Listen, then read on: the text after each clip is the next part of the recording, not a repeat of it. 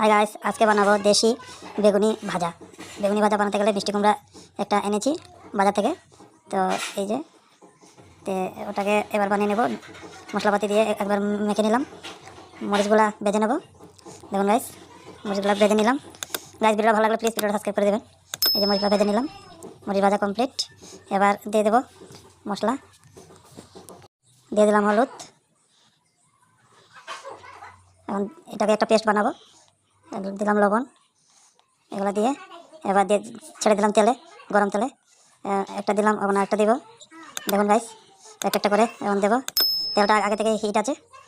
এবার সবগুলো একসাথে দিয়ে দেবো। দেখুন গাইস, ঝটপট হয়ে গেল আমাদের ডিমের নয় বেগুনি ভাজা কমপ্লিট।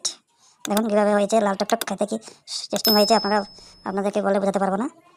তো আমি খেয়ে দেখলাম, তো সেটা আপনাকে দেখলাম না। বেগুনি ভাজা দেখুন কি লাল টকটক হয়েছে, খুব ভালো হয়েছে। ভিডিওটা ভালো লাগলে সাবস্ক্রাইব করে দিন।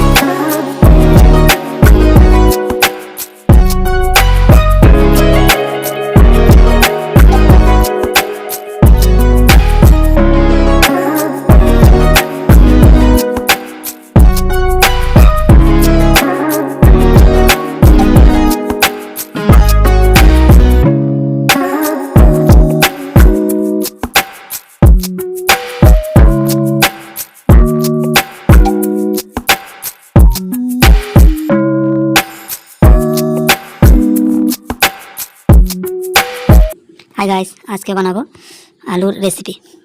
দেখতে থাকুন কীভাবে আলুর রেসিপি বানাচ্ছি। ভিডিওটা যদি ভালো লাগে প্লিজ সাবস্ক্রাইব করে দিন। দেখুন এইভাবে আপনারা বাড়ি ঘরে আলুর রেসিপি বানিয়ে খেতে পারেন, খুব সুস্বাদু হয়। আপনারা এইভাবে বানিয়ে নিতে পারেন। দেখুন গাইস, কীভাবে ফুলকো ফুলকো হয়েছে। এবার এগুলোকে ছেঁকে নেব। এই যে একটু লাল হলে ভালো। তো হয়ে গেছে মোটামুটি, হওয়ার পথে। এখন ছেঁকে নেব। ভিডিওর সাথে থাকুন, দেখতে থাকুন। এই যে ছেঁকে নিলাম, ছেঁকে নেবো এখনই। হয়ে গেছে, মোটামুটি হয়ে গেছে কমপ্লিট। একটা হয়নি, বাকি সব হয়ে গেছে, লাস্টে দিয়েছিলাম তার জন্য। এই যে তেলটাকে ছেঁকে নিচ্ছি, নামিয়ে দেব।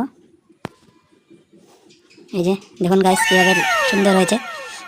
এক দুই টুকরা খেলাম, খেয়ে দেখলাম, আরও বাকি 4টা ছিল কড়াইতে, সেগুলোকে নামিয়ে দিলাম। দেখুন একটু ভালো করে চাপ দিয়েছি, চাপ না দিলে কীভাবে সিদ্ধ হবে না। সিদ্ধ হয়ে গেছে, খুব টেস্ট হয়েছে। বাড়ির খাবার দেখুন একটু ফুলে গেছে পুরির মতন। আপনারা এইভাবে বাড়ি ঘরে খেতে পারেন, নিজে হাতে বানিয়ে, খুব সুস্বাদু হয়। দেখুন গাইস, এই যে খুব ভালো হয়েছে। ভালো থাকবেন, সুস্থ থাকবেন।